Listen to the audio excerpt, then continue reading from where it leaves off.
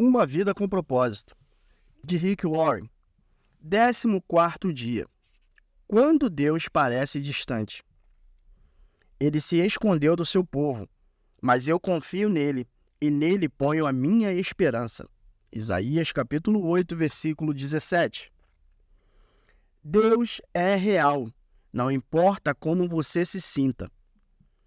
É fácil adorar a Deus quando as coisas vão bem. Quando Ele provê comida, amigos, família, saúde e situações felizes. Mas o acaso nem sempre são agradáveis. Quando isso acontece, como você adora a Deus? O que você faz quando o Senhor parece estar a milhões de quilômetros? A mais profunda adoração é louvar a Deus apesar da dor, dar graças durante a aprovação, manter a confiança nele em meio à tentação, render-se a ele durante o sofrimento e amá-lo quando ele parece distante. Em geral, as amizades são testadas pela separação ou pelo silêncio. Ou você é separado pela distância física, ou está impossibilitado de se comunicar. Sua amizade com Deus, nem sempre você se sentirá próximo dele. Philip Yancey observa sabiamente: todo relacionamento passa por períodos de proximidade e distanciamento, e no relacionamento com Deus, por mais íntimo que seja, o pêndulo vai oscilar de um lado para o outro. E aí? É aí que a adoração fica difícil. Para amadurecer a sua amizade, Deus irá testá-la com períodos de aparente separação. Momentos em que se tem o sentimento de que fomos abandonados ou esquecidos por Deus. Tem-se ainda a impressão de que Deus está a quilômetros de distância. João da Cruz referia-se a esses dias de deserto espiritual, dúvida e distanciamento de Deus, como a noite escura da alma. Henry Nouwen chamava-os o ministério da ausência. Por sua vez, a W. Tozer denominava-os o ministério da noite. Outros o mencionavam como o inverno do coração. Com exceção de Jesus, Davi foi provavelmente quem manteve uma amizade mais íntima com Deus. O Senhor teve prazer em chamá-lo homem segundo o meu coração.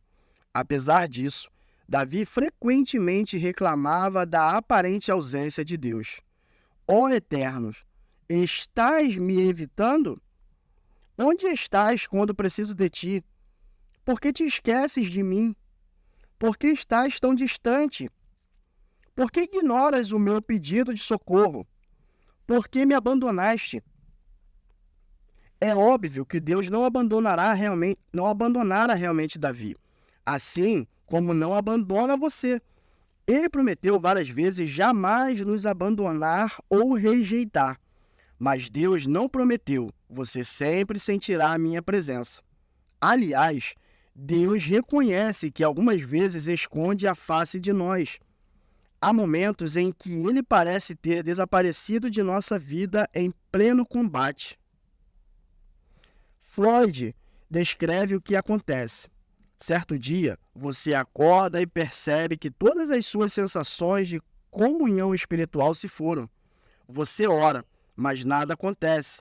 Repreende o diabo, mas isso não muda nada. Faz exercícios espirituais. Seus amigos oram por você. Você confessa todo o pecado que consegue imaginar. Então sai por aí pedindo perdão a todos que conhece. Jejua e nada ainda. Então começa a se perguntar: quanto tempo essa escuridão espiritual irá durar? Dias? Semanas? Meses? Será que ela vai acabar? Você tem a impressão de que suas orações simplesmente batem no teto e voltam. Em absoluto desespero, você grita: qual é o meu problema? A verdade é que não há nada de errado com você. Trata-se de uma parte da aprovação ou do amadurecimento de sua amizade com Deus. Todo cristão passa por isso pelo menos uma vez, geralmente várias vezes. É doloroso e perturbador, mas absolutamente vital para o desenvolvimento de sua fé. Ter consciência disso deu esperança a Jó. No momento em que não podia sentir a presença de Deus em sua vida, ele declarou: vou para o Oriente, mas lá ele não está. Vou para o Ocidente e não consigo encontrá-lo. Não o vejo no Norte, pois se esconde. Volto-me para o Sul, mas não consigo achá-lo. Contudo, ele conhece o caminho por onde ando, e quando me puser à prova, como o ouro a passar pelo fogo, ele me declarará inocente. Quando Deus parece distante, você pode pensar que ele está zangado ou está punindo por algum pecado. De fato, o pecado realmente prejudica a nossa amizade com Deus. Entristecemos o Espírito Santo e sufocamos nosso relacionamento com ele quando desobedecemos a Deus. Entramos em conflito com alguém, excedemos-nos no número de atividades, criamos vínculos de amizade com o mundo e assim por diante. Contudo, frequentemente esse sentimento de abandono e afastamento de Deus não tem nenhuma relação com o pecado. É um teste de fé que todos devemos enfrentar. Será que você continuará a amar, obedecer e a adorar a Deus e a confiar nele, mesmo quando não sente sua presença nem a evidência visível da ação divina em sua vida? Nos dias de hoje, o erro mais comum que os cristãos cometem ao adorar é buscar uma experiência, em vez de buscar Deus. Eles buscam sensações e, se elas ocorrem, concluem que foram bem-sucedidos na adoração. Errado. Na realidade, Deus em geral afasta nossas sensações para não dependermos delas. Buscar uma sensação, mesmo a sensação de proximidade com Cristo, não é adoração. Quando você é um novo cristão, Deus permite que você sinta muitas emoções que confirmam sua fé e frequentemente responde às orações mais imaturas e egoístas. Tudo para que você saiba que ele existe. Mas, à medida que você cresce na fé, ele irá emancipá-lo dessas emoções. Na onipresença de Deus, a manifestação de sua presença são coisas diferentes. Uma é um fato, a outra é frequentemente uma sensação. Deus está sempre presente, mesmo que você não perceba a sua presença, e a presença divina é profunda demais para ser medida por uma simples emoção. Sim, Deus quer que você sinta a presença dele, mas está interessado em que você confie nele, não tanto que o sinta. Fé, não sentimentos, é o que agrada a Deus. As situações que mais põem nossa fé à prova são aquelas em que a vida nos desaponta e não conseguimos encontrar Deus. Isso aconteceu com Jó. Em um único dia, ele perdeu tudo: família, negócios, saúde e todos os outros bens. E o que é pior, ao longo de 37 capítulos do livro, Deus não diz absolutamente nada. Como louvar a Deus quando você não compreende o que está acontecendo em sua vida e Deus se mantém em silêncio? Como permanecer em comunhão em meio a uma crise se não há nenhum contato? Como manter os olhos em Jesus quando eles estão cheios de lágrimas? Faça o que Jó fez. Então, prostrou-se com o rosto em terra em adoração e disse: saí nu do ventre da minha mãe e nu partirei. O Senhor o deu, o Senhor o levou. Louvado seja o Senhor. Diga a Deus exatamente como você se sente. Derrame seu coração perante Ele. Descarregue todos os seus sentimentos. Jó fez isso. Não posso ficar calado. Estou aflito. Tenho de falar, preciso me queixar, pois o meu coração está cheio de amargura. Quando Deus lhe pareceu distante, ele clamou: como tenho saudade dos dias do meu vigor, quando a amizade de Deus abençoava a minha casa. Deus pode lidar com suas incertezas, sua raiva, seu sofrimento, sua confusão e suas indagações. Você sabia que admitir seu desespero para Deus pode ser uma declaração de fé? Confiando em Deus e sentindo desespero ao mesmo tempo, Davi escreveu: Cri, por isso falei.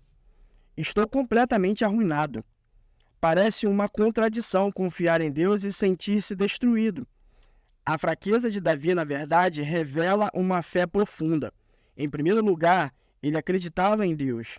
Em segundo lugar, ele acreditava que o Senhor ouviria suas orações.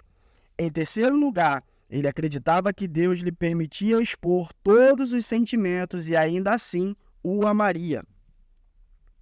Concentre-se no Deus imutável. Independentemente das circunstâncias e de como você esteja se sentindo, apegue-se ao caráter imutável de Deus.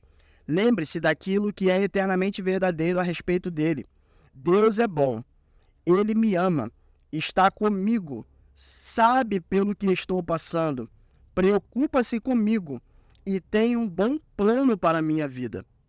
Assim disse Raymond Edmond. Nunca duvide na escuridão do que Deus lhe disse na luz. Quando a vida de Jó veio abaixo, sob o silêncio de Deus, o patriarca ainda achou os seguintes motivos para louvá-lo.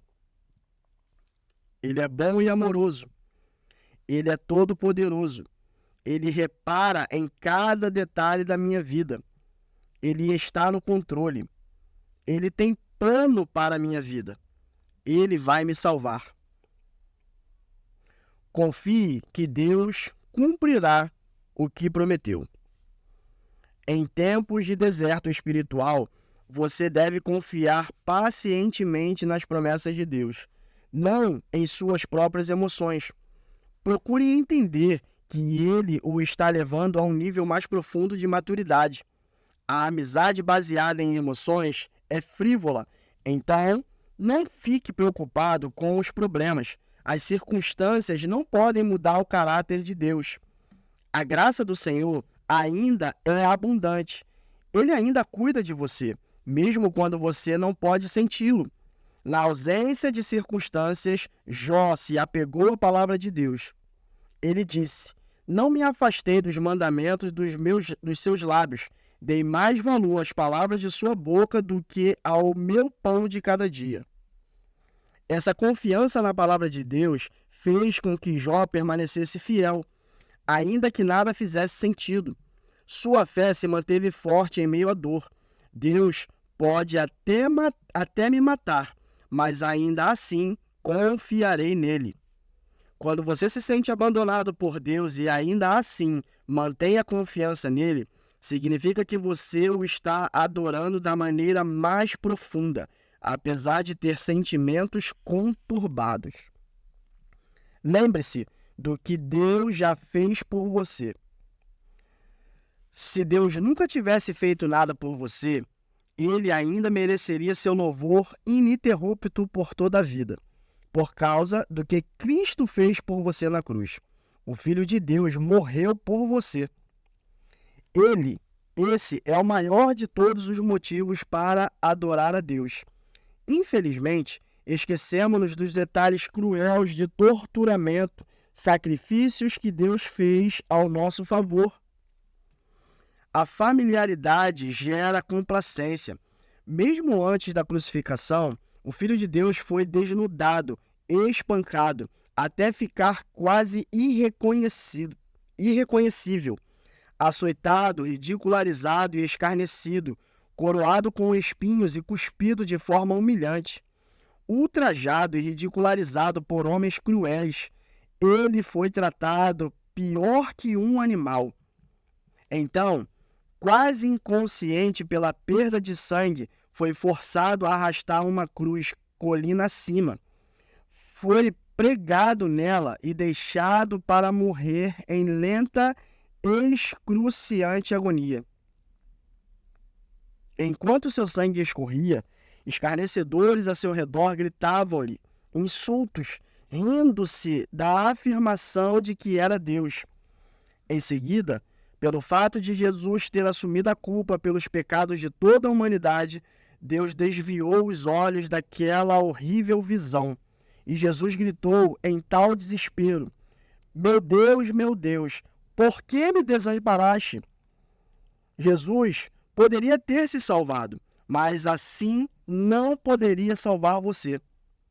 Palavras não podem descrever as trevas daquele momento, porque Deus permitiu e suportou tão medonho ato de crueldade.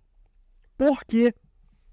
Para que você fosse poupado da eternidade no inferno e pudesse compartilhar a glória divina para sempre. A Bíblia diz: em Cristo não havia pecado, mas Deus colocou sobre Cristo a culpa dos nossos pecados para que nós, em união com Ele, vivamos de acordo com a vontade de Deus. Jesus desistiu de todas as coisas para que você pudesse ter todas as coisas. Ele morreu para que você pudesse viver para sempre.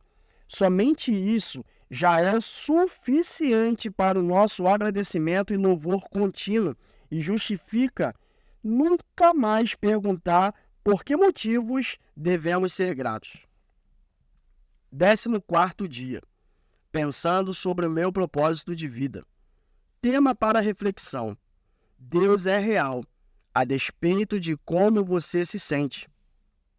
Versículo para memorizar. Deus mesmo disse: nunca o deixarei, nunca o abandonarei. Hebreus capítulo 13, versículo 5.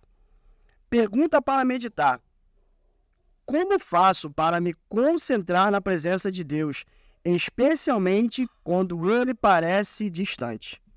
Esse foi o nosso 14º dia e vamos juntos a uma vida com propósito.